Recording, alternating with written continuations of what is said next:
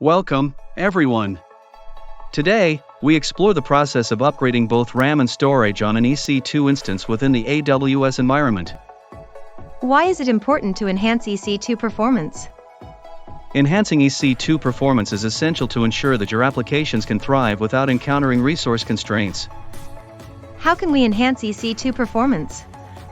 To initiate the enhancement of RAM, the first step is to log into the AWS console. Once inside, navigate to the EC2 Management Console. What's next? Locate the specific instance for which you want to extend the memory.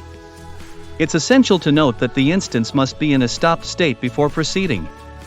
Right-click on the chosen instance, hover over Instance Settings, and select Change Instance Type. What about storage? Click on the name of your EC2 instance, and within the Details section, switch over to the Storage tab to view existing storage details. Identify the volume associated with the instance and click on its name. What's next? From the Actions menu, select Modify Volume.